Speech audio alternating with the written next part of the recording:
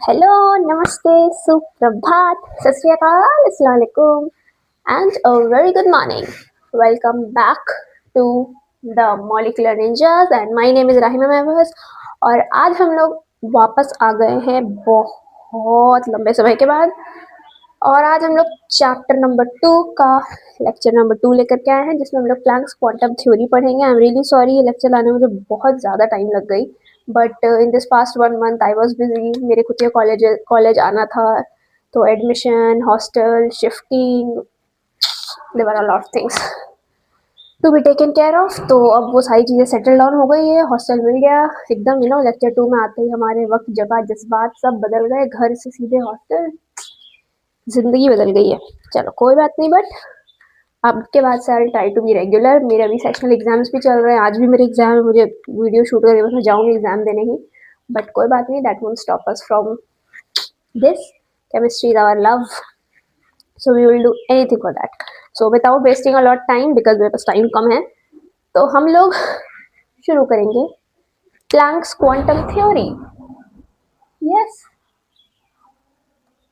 Planks quantum theory. एक minute बस मैं चेक कर लूँ कि वीडियो क्लियर है कि नहीं, मुझे डाउट हुआ ही था। चलिए कोई बात नहीं, अब ये फंबल नहीं करेगा, क्लियर रहेगा वीडियो। ओके, सो प्लैंक्स क्वांटम थ्योरी बेसिकली होता क्या है। अब इस चीज़ को समझने के लिए हम लोग पहले से समझते हैं एक चीज़ को, कि एक लाइट है, ट्यूबलाइट है, इसमें से लाइट बाहर निकल रही है, लाइट बाहर निकल रही है। अब जब इस लाइट को आप देखोगे तो ये लाइट कंटिन्यूअस फॉर्म में है, कि लाइट मतलब निकल रहा है तो निकल रहा है तो निकल रहा है तो निकल रहा है। ऐसा तो नहीं है कि लाइट निकल रहा है फिर रुक रहा है, फिर निकल रहा है फिर रुक रहा है, फिर निकल रहा है फिर रुक रहा है। ऐसा तो नहीं होता है। लाइट का जो निकलना है या लाइट का जो अब्सॉर्ब होना है, दैट इज कंटिन्यूअस, ऐसा हमें लगता है, बट केमिस्ट्री इतनी भी आसान नहीं है। अब होता क्या है कि प्लैंक्स नाम के जो साइंटिस्ट थे, उन्होंने एक बार किसी जमाने में बताया कि ये जो लाइट निकलती है ना बाहर, ये कंटिन्यूअस नहीं निकलती है, बल्कि डिसकंटिन्यूअस फॉर्म में निकलती है, छोटे छोटे पैकेट्स के फॉर्म में निकलती है। अब बोलो भाई ये कैसे? हाँ बिल्कुल, छोटे छोटे पैकेट्स के फॉर्म में निकलती है, बट वो पैकेट्स इतनी जल्दी में निकलती है ना कि हमारा आंख उसे जज नहीं कर पाता है। अब इस चीज़ को आप थोड़ा लाइव समझने की कोशिश करो, रियल लाइफ एग्जाम्पल्स के थ्रू, तो आप पाओगे कि लेट्स से फैन है, फैन बंद है, तो फैन बंद है तो उसके 3 प्लेट्स हैं जो आपको नजर आ रहे हैं कि हाँ फैन में 3 प्लेट्स है। अब फैन का स्विच आप ऑन कर दो तो फैन घूमेगा एकदम फुल स्पीड पर, 5 की स्पीड में घुमा दो तो घूमेगा जोर जोर से जोर जोर से। तो जब फैन फुल स्पीड पे घूम रहा होता है, तब आपको उसके 3 प्लेट्स स्पेसिफिकली दिखाई देते हैं क्या? नहीं दिखाई देता है, किसी को नहीं दिखाई देता है। वो पूरा एक राउंड सर्कल जैसा लगता है जो घूम रहा है। ऐसा तो नहीं है कि फैन के चलने के उसके प्लेट्स गायब हो जाते हैं, ऐसा तो नहीं होता है, बट वो इतनी स्पीड में रोटेट कर रहा होता है, स्पीड में घूम रहा होता है, कि हमारा आंख उस 3 डिफरेंट प्लेट्स को 3 डिफरेंट जगह पे जज नहीं कर पाता है, राइट? तो लाइट के केस में भी वैसी ही चीज होती है कि वो लाइट निकल तो रही है डिसकंटिन्यूअस फॉर्म में, बट वो इतनी जल्दी हो रही है ना, वो एक्चुअली है कि वो एक पैकेट निकलता है, फिर दूसरा, फिर तीसरा, फिर चौथा, पर वो चीज इतनी फास्ट हो रही है ना कि हमें वो दिखाई नहीं देती है। तो प्लैंक्स नाम के साइंटिस्ट ने इस चीज को प्रूव किया था। तो प्लैंक्स क्वांटम थ्योरी क्या बोलता है? लाइट इज नॉट कंपल्सरी, कोई भी form of energy, be it sound be it light, मैंने लाइट समझाया क्योंकि मेरे सामने लाइट जल रहा था। ओके, सो प्लैंक्स ने कहा एनर्जी, गलत लिख दिया ना स्पेलिंग, एनर्जी इज रिलीज्ड और अब्सॉर्ब्ड, नींद में हूँ क्या मैं, स्पेलिंग गलत लिख रही हूँ, in the form of small packets, PACKETS packets, या इसको आप ऐसे लिख लो, in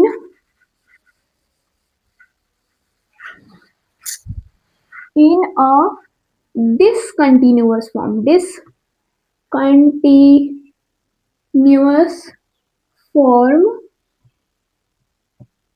in the form of small packets, right?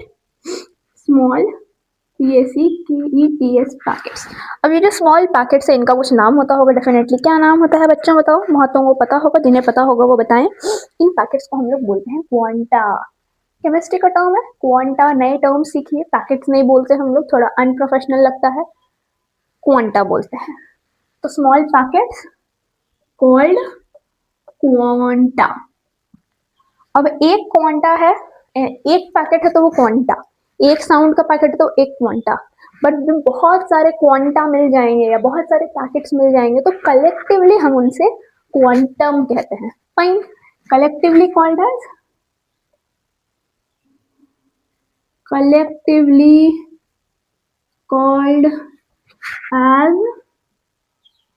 Quantum.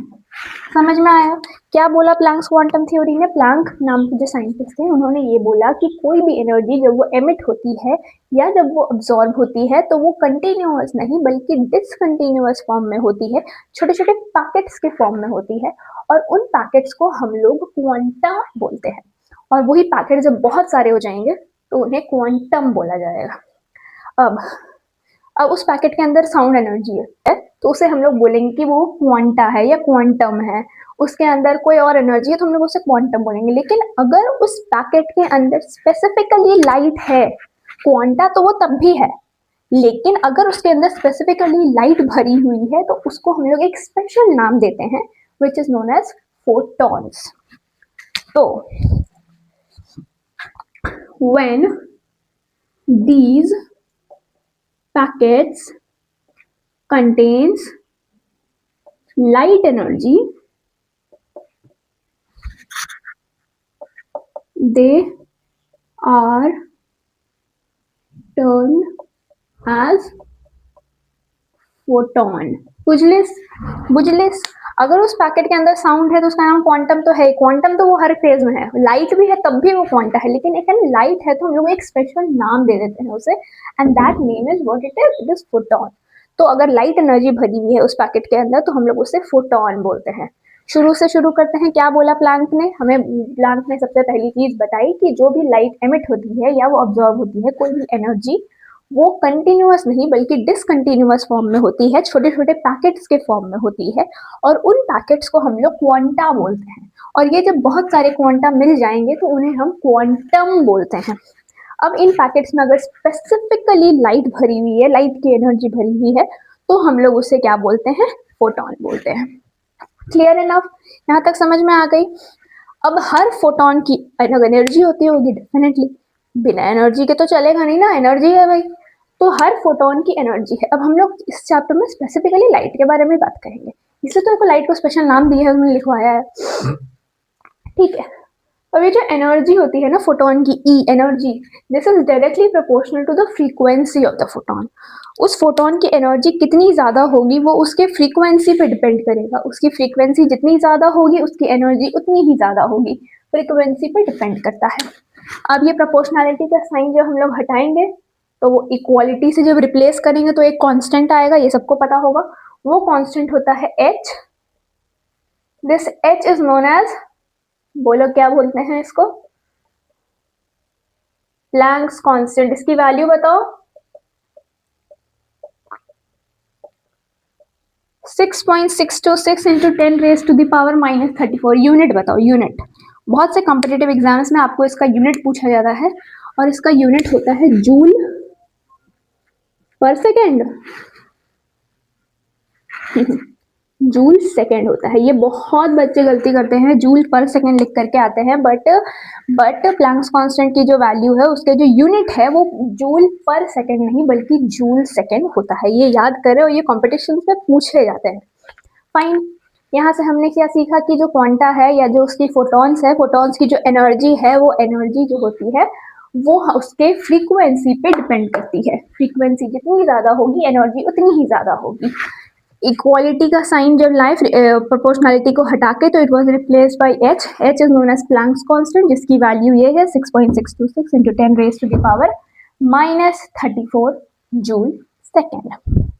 अब मेरा पिछला वीडियो अगर आपने देखा होगा या किसी का भी पिछला वीडियो आपने देखा होगा, वेव नेचर अगर आपने पढ़ा होगा तो आपको पता होगा कि न्यू बराबर c/λ होता है। ये हमें पहले ही पढ़ाया गया है, ये मैंने भी आपको पहले पढ़ाया है, और अगर आपको नहीं पता है तो आप पिछला वाला लेक्चर देखें, आपको समझ में आ जाएगा। तो न्यू मतलब frequency, nu, N for nu, N for nose, nose वाला न्यू है, ये म्यू नहीं है, न्यू है। तो nu is equals to c मतलब speed of light by lambda is wavelength. तो यहाँ पे अगर हम लोग न्यू को रिप्लेस करें, एक ये फॉर्मूला है, ये तो आपके क्वेश्चंस बनाने के लिए यूज होंगे ही। दूसरा फॉर्मूला होगा जहाँ पे आप न्यू को रिप्लेस कर देंगे सी बाई लैम्डा से। तो ये आपका दूसरा फॉर्मूला है इक्वेशन, क्वेश्चन सॉल्व करने के लिए।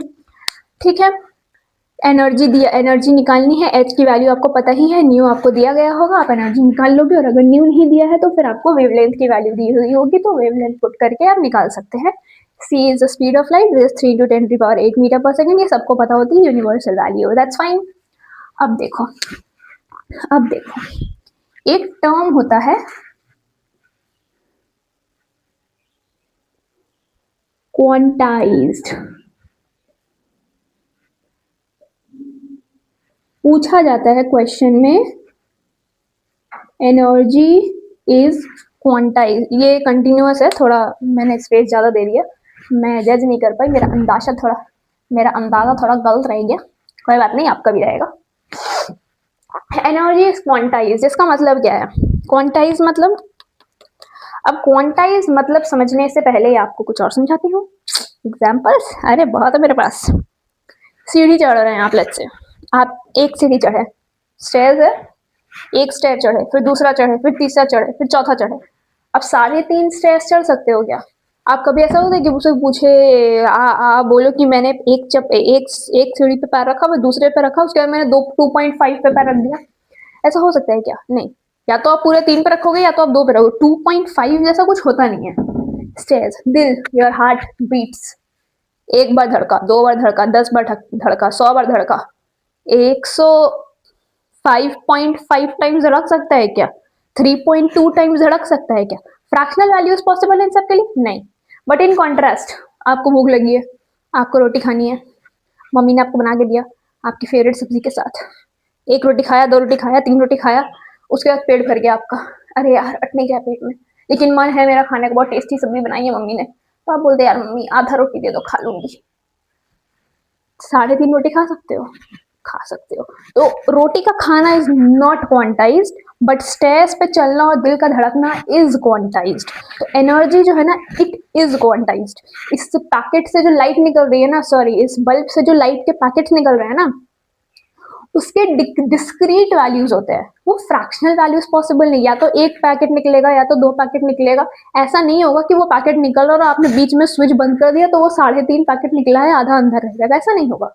या तो वो तीसरा वाला पूरा निकल जाएगा या तो वो पूरा अंदर रहेगा, है ना, बुझले? तो यही चीज है, समझ में आई? तो एनर्जी इज क्वांटाइज, चीज को एक्सप्लेन करना है, ये आप खुद से एक्सप्लेन करेंगे, ये मैं आपको बना के नहीं दूंगी, ये आप खुद से एक्सप्लेन करेंगे और आप लिखेंगे energy is quantized. That's all with Planck's quantum theory. Planck's बाबा ने ज्यादा कुछ नहीं बोला था, उन्हें पता था कि मेरे कॉलेज के एग्जाम है, तो उन्होंने ज्यादा लंबा टॉपिक नहीं रखा अपना। चलिए, एक और चीज मैं बता दूं आपको, नहीं एक और चीज क्या है, एक चीज बताना है। एनर्जी इज क्वांटाइज्ड के हेल्प से यहाँ से एक और फॉर्मूला डिराइव हो जाता है, E is equals to h, nu तो है ही, यहाँ पे h के आगे हम लोग n लगा देते हैं, where n is a natural number, it is a whole number. तब इसके अंदर सिर्फ इंटीजर वैल्यूज आएंगे, इसके अंदर कोई भी फ्रैक्शनल वैल्यूज एंटर नहीं होगी, फाइन, ठीक है। लाइट निकलेगी, या तो 1 निकलेगी, या तो 2 निकलेगी, या तो 10 निकलेगी, या 100 निकलेगी, 1 करोड़ निकलेगी, 1.3 नहीं निकल सकती है। तो ये n है कि कितने वैल्यूज आएंगे। तो यहाँ से आपको तीसरा निकला, ये भी आपके एग्जाम पॉइंट ऑफ व्यू से काम आते हैं। 3 हो गया, कुछ है नहीं 3 में, सेम ही चीज को खाली मैं 3 अलग बार लिख दिया है, मैंने 3 अलग इक्वेशन बना दिया है, एक ही चीज, E is equal to h nu, याद रखना है, ये सब अपने आप याद हो जाएगी। चलिए क्वेश्चंस पे आते हैं, डेफिनेटली बिना क्वेश्चन किए तो जाएंगे नहीं हम लोग।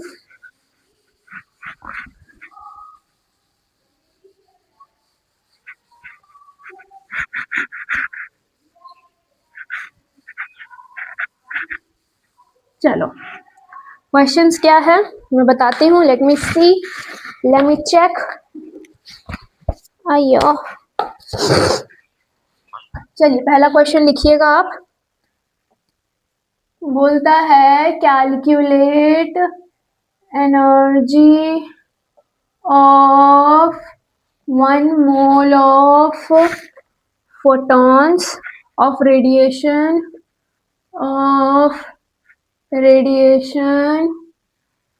whose frequency is equals to 5 into 10 raised to the power 14 hertz. Fine. क्या बोलता है कि आपको एनर्जी कैलकुलेट करनी है, ठीक है। एनर्जी आपके लिए क्वेश्चन मार्क है। ऑफ 1 मोल ऑफ फोटॉन्स, कितने फोटॉन्स के लिए, कितने फोटॉन्स के लिए, 1 मोल फोटॉन्स के लिए। एन की वैल्यू यहाँ पे क्या होगी बताओ, बताओ। एन की वैल्यू पता होनी चाहिए। पूरा चैप्टर 1 हमने नंबर ऑफ मोल्स पे काम किया है। नंबर ऑफ मोल्स की वैल्यू कितनी होती है? 1 मोल बराबर कितना, बताओ बताओ। मेरे को आंख में गुदगुदी हो रहा है।